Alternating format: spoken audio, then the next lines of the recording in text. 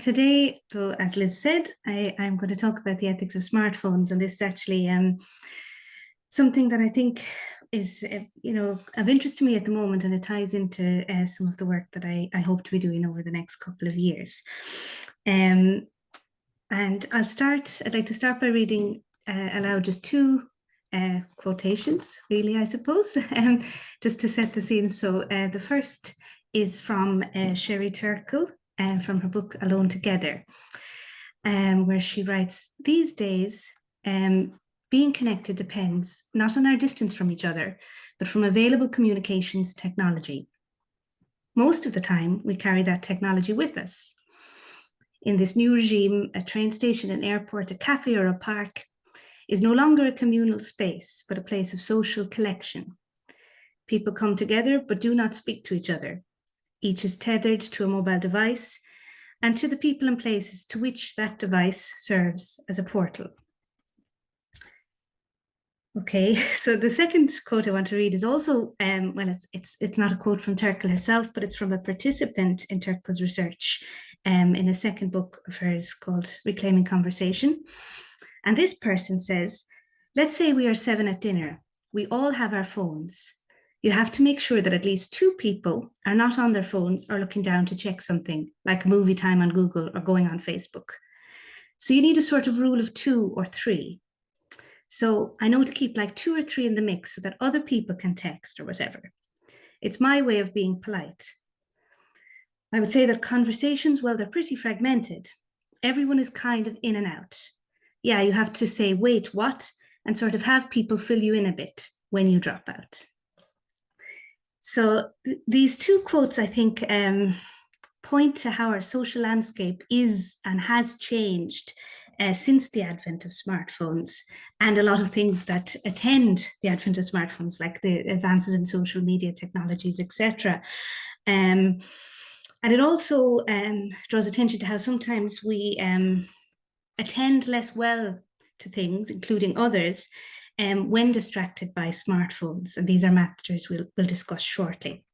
But first, I just want to say, what do I mean by a smartphone?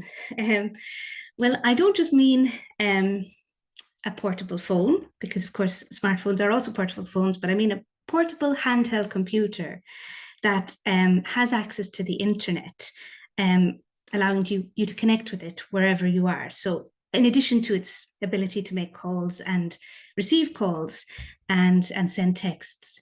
Now, of course, laptops and tablets are also handheld computers. So some of the issues that we discussed today also apply to them. But I think there's greater ethical concern when it comes to smartphones, or at least the concern is at its greatest, because of how much we in fact use them or are using them. And because they're ever present, we tend to have them with us all the time. And because this has been normalized, it's become very normal for us to have our phones within arm's reach all the time. And there's a number of features of phones that maybe raise some ethical concerns or raise some worries for us, because they're designed to get our attention. You know, they ring, they vibrate, they light up, they display notifications. And these sort of features can be harnessed to instill certain habits of us in us, not all of which may benefit us, some might think.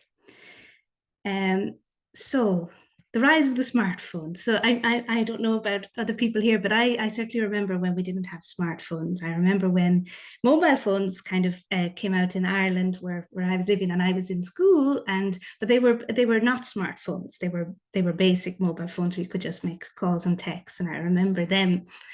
But now it seems very hard to imagine a world without smartphones. Especially for people who have never had that experience. So I just want to give some figures as to how big the rise has been. And this is from some data conducted by the Institute of Practitioners of Advertising and by Deloitte. And this for UK-based research, and it says that 96% of UK residents greater than 16 years old own a smartphone. The average UK resident spends about 3 hours and 21 minutes on their smartphone a day. 36% check their phones 50 times a day, 16% doing so 100 times. 74% use their smartphone as soon as they wake up.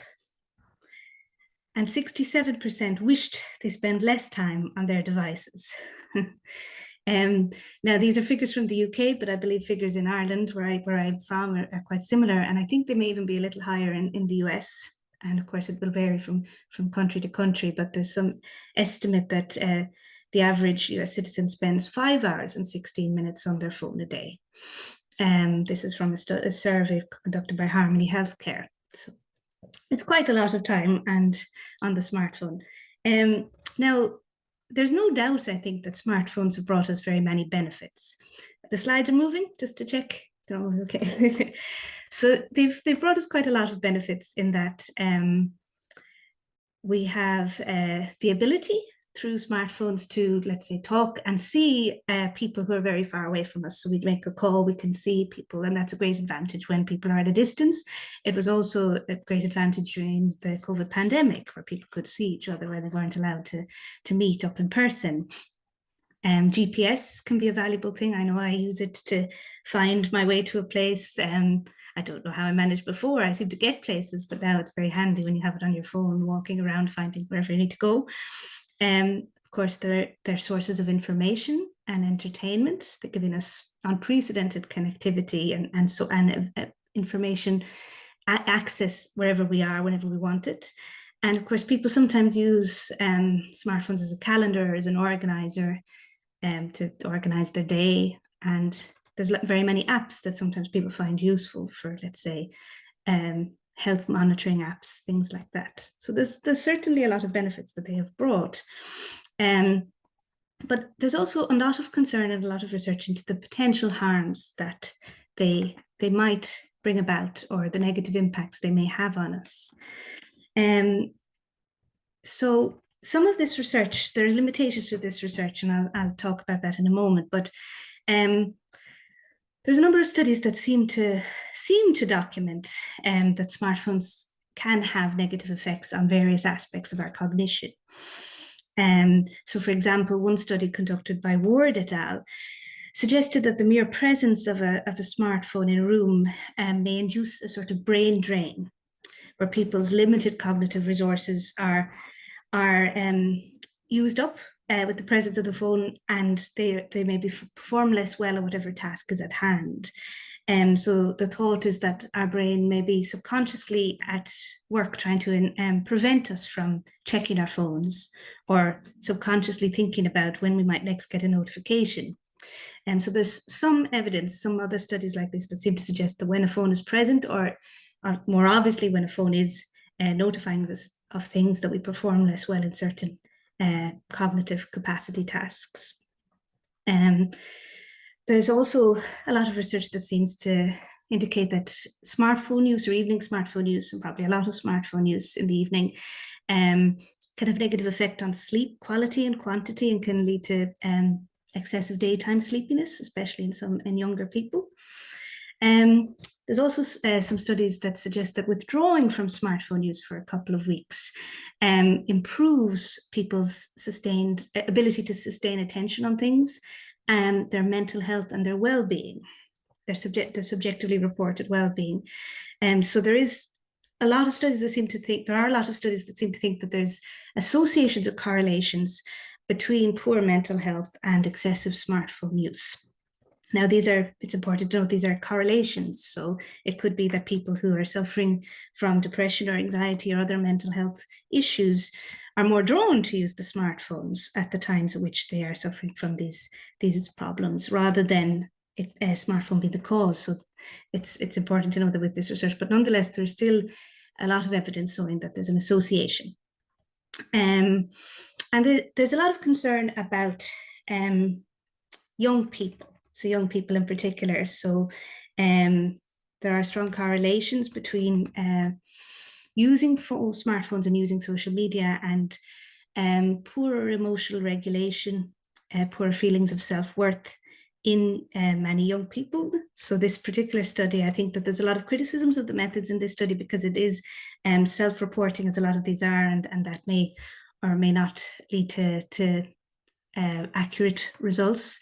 But it is a study that looks at people from, I think, 163 countries. So this is the bottom one, protecting the developing mind. 2 million people in 163 countries, and documenting that smartphone use correlated with poorer mental health in younger people. Apparently, UK young people as young as 12 in the UK spend about 29 hours a week on their smartphone these days.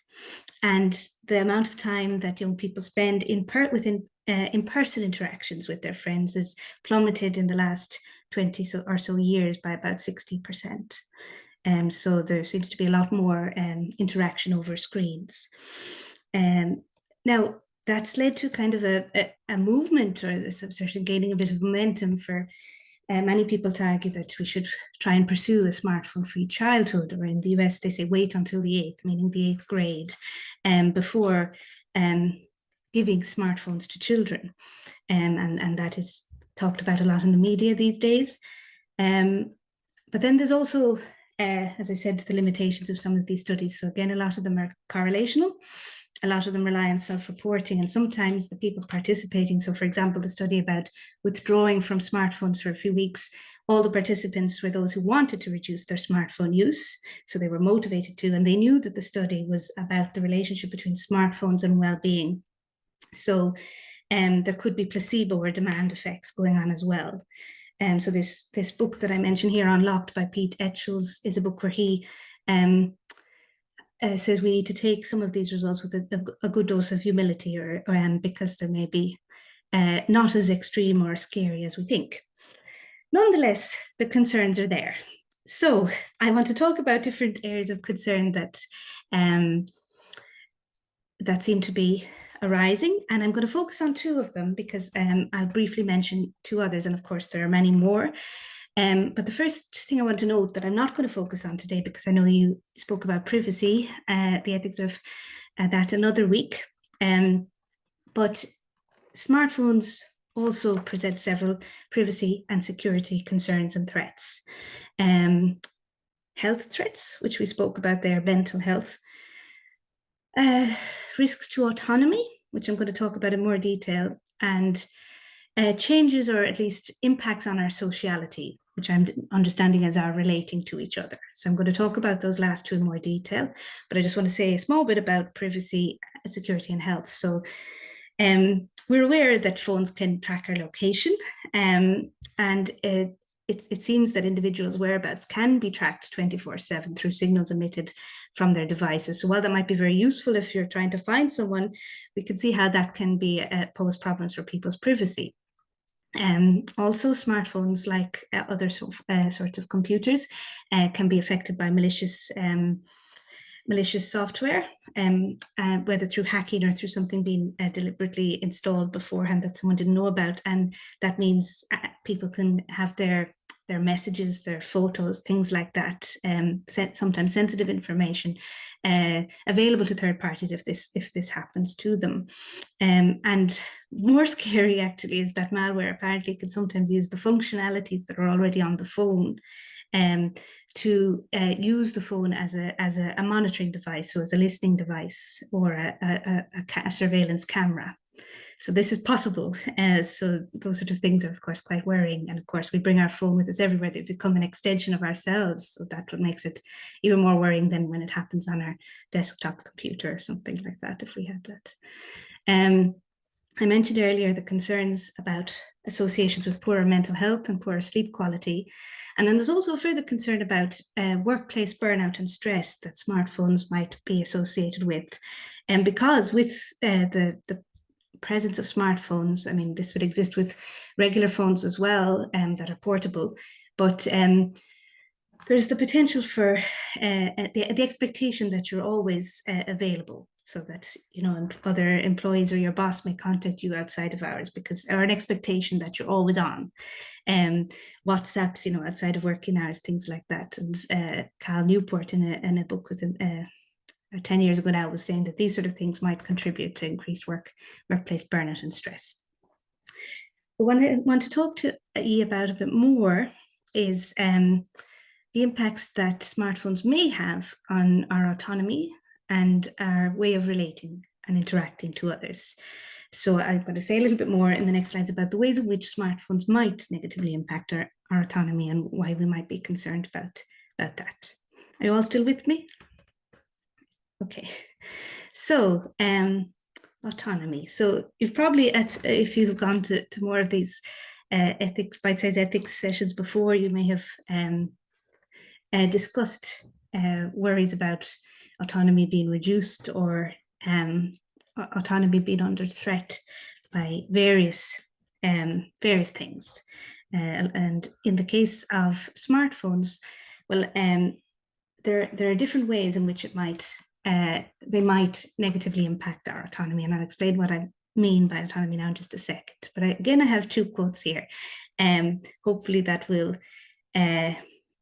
indicate the ways in which or gesture towards the way in which autonomy might be undermined by a smartphone. So the first quote is from Sean Parker, who's talking about Facebook in particular. And of course, when we talk about smartphones, some of the problems the worries happen because it has access to the internet and because it has gives us access to digital technologies that can be quite persuasive, are designed to get our attention. But it's the fact that we have a smartphone that makes it more worrisome than if it was just at home, where we couldn't be looking at it every minute of the day. So the first president of Facebook said that the thought process that went into building applications like Facebook was all about how do we consume as much of your time and conscious attention as possible. And the lower quote is just one from Kant, where Kant wrote that getting other human beings' inclinations into one's power so that one can direct and determine them according to one's own intentions is almost the same as possessing others as mere tools of one's will.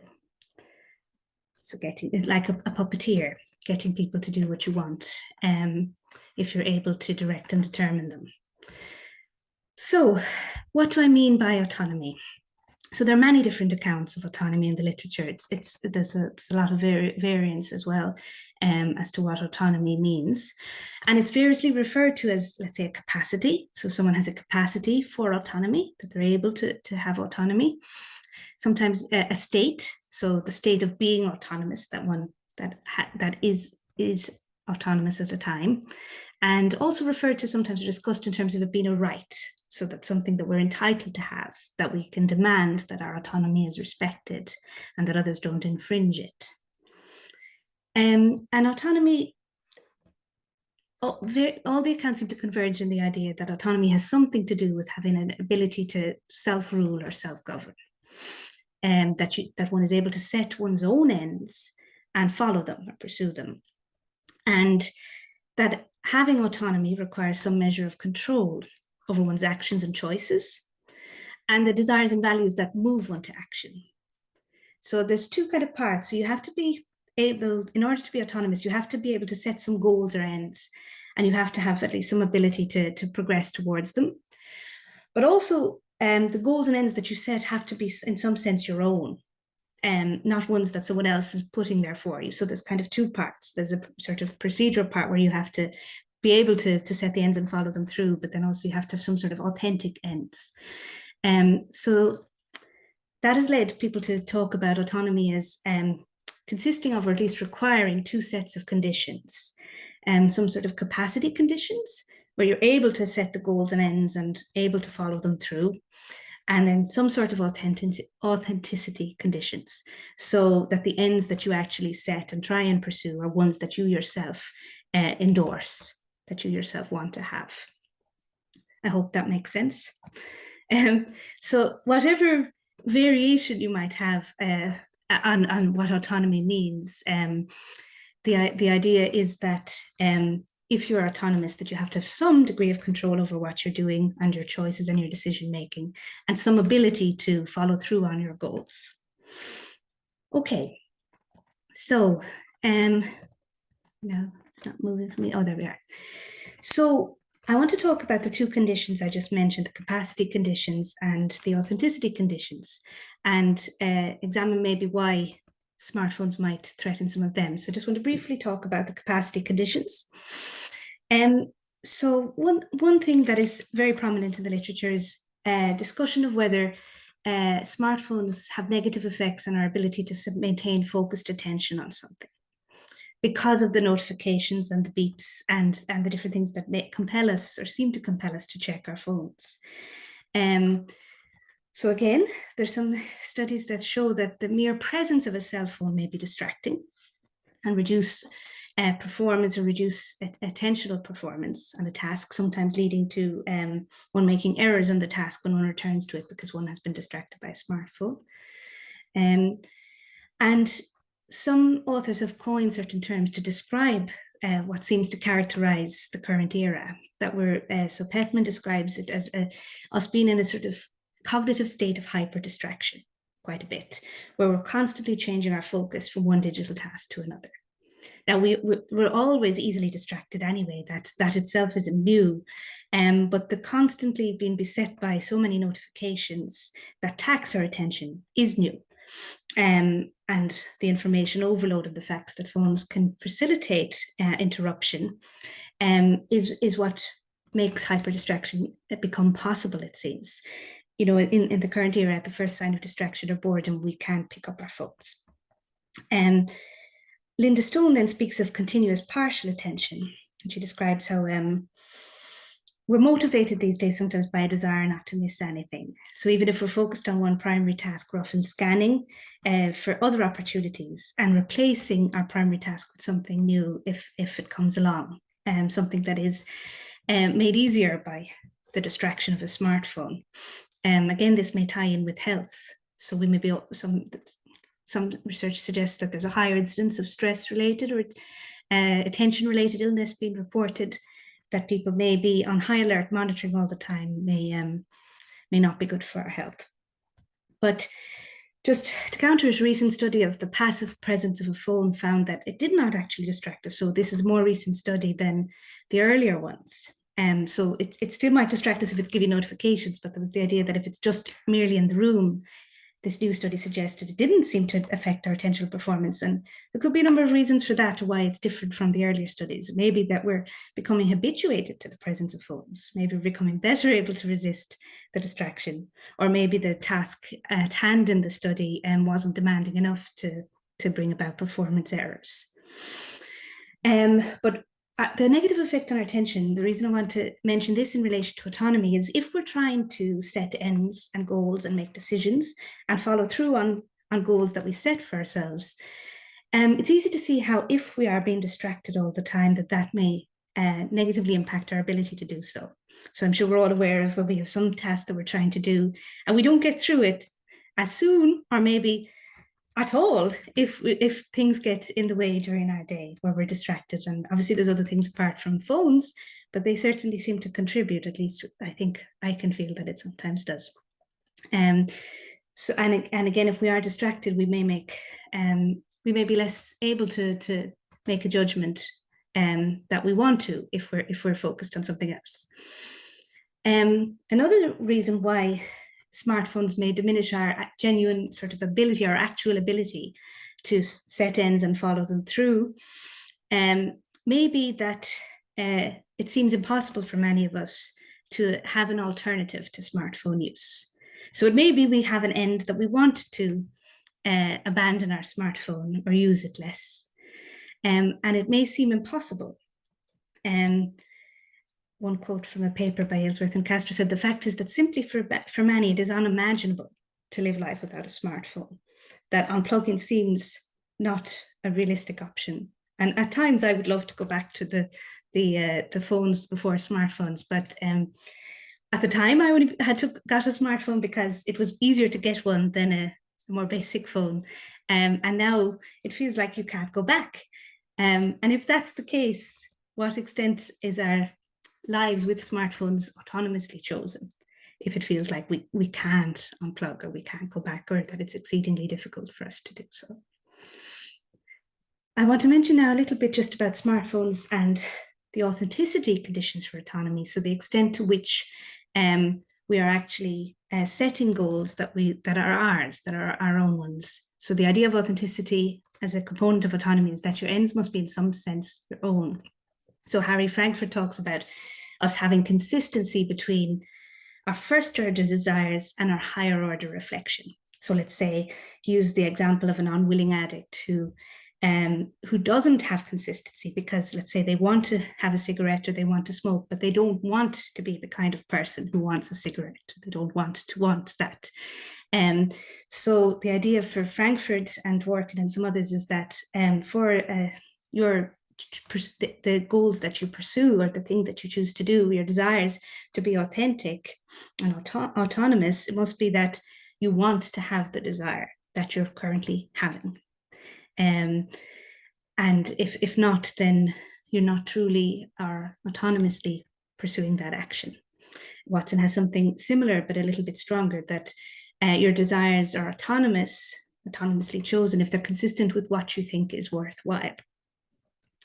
And given what we said earlier about how many people or what percentage of people seem to want to use their smartphones less, we can reflect on the question, are we ourselves content with our smartphone usage? And apparently you can check it. I figured this out yesterday. You can look at your phone and go into settings and go to parental guidance or something like that. There's something where you can see your screen time in the day. Now, when I checked yesterday, I felt very good because it was quite low. But then I'm on the laptop so much, I think that my problem may be with the laptop. But if we do think about it, I think a lot of us feel that there's times that we are doom scrolling on our phone and doing different things that we wish afterwards we had spent time doing something else. So this also suggests that it may be these phones may be undermining our autonomy to some extent. Now, what should be done? So I know we're running shorter on time, so I'm going to move on just a little bit more. But there's many ideas. So obviously some people talk about us trying to unplug, detox, spend less time, be aware, educated about it. And others go a bit further and say that, well, maybe there should be systemic constraints on the moving design away, designing these technologies and phones away from trying to capture our attention and instead toward actively supporting our intentions. So James Williams has argued that we should have a freedom of attention, like freedom of speech.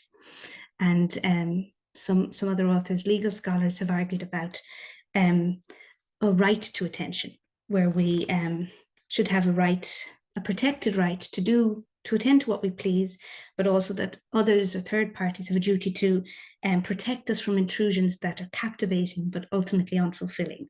Now, how the sort of precise legal remedy is open to debate. Whether you can sue for attention hijacking, or whether you should have certain regulatory sanctions in place, or whether it should be more simply that there should be dedicated public spaces where the most extreme forms of attention hijacking are prohibited.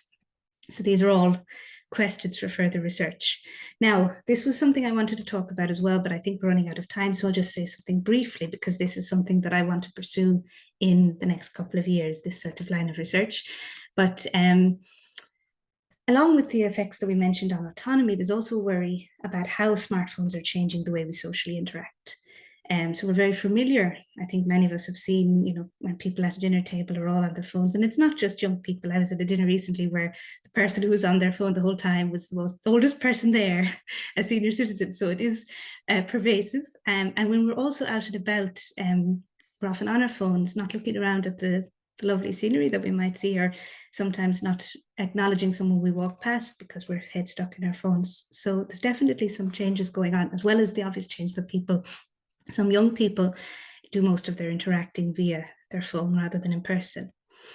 And this is another quote from Reclaiming Conversation, where someone said, "It's very special when someone turns away from their phone to turn to a person." What I'd like to kind of investigate in the next couple of years, and I'll just gesture towards it now, is I want to explore my own research whether there's reasons for some pushback against this changing nature of our social landscape. What we do is a further question, but what sort of reasons might we have to think that we should try and push back against this excessive intrusion of smartphones in our social life? I think we have interest-based reasons, and we can discuss some of that, but there's some evidence to suggest that people find that when there's a smartphone on the table, or when there's a smartphone distracting a conversation, that the quality of the conversation diminishes. There's some evidence to suggest that people experience less closeness, less connection, and feel less empathy for the person that they're talking to when there's a smartphone in the way. Even when they're in person, but the smartphone is present or distracting them. And this has been assessed using different scales, where questions like, how likely are you to become friends with this person if you interacted a lot? And there's less intimacy, less closeness being reported or measured, or lower mood positive mood being reported when there's smartphones. So these suggest that we do have some sort of interest in having a smartphone-free interaction. Also, when we are out and about, sometimes there's a lot of evidence now suggesting that we gain a lot of well-being benefit from casual interactions with people, where we just say, hi, have a nice day, how are you? And we're doing a lot less of that when we have our head in our phones. So that also seems to be something. And I won't get to say any more about this, so I'll just say the last thing. I also think that maybe there's some respect-based reasons for why we perhaps should consider our phone etiquette. So respecting persons, there's a lot of talk in the literature about what respecting persons entails, but this scholar, Sarah Buss, says one of the things is behaviors that directly express appreciation of a person's value, or acknowledge that they've special or great value. And remember the quote I just said, where it's special when someone turns to you away from their phone. And I think that maybe expressing appreciation of a person's special value entails, at least in part, giving them our time and attention, because it's the sort of natural thing. We think you attend to things that are worth looking at. You look away from things that are boring or whatever. So that's something I think that also comes into play. Do we owe it to people to attend to them when we're interacting with them? So I'll just move on from that, but just to say, what does that mean though? What are we to do? How are we to preserve these potentially valuable ways of socially interacting? And I'll stop there because I know I've run a little over. Apologies.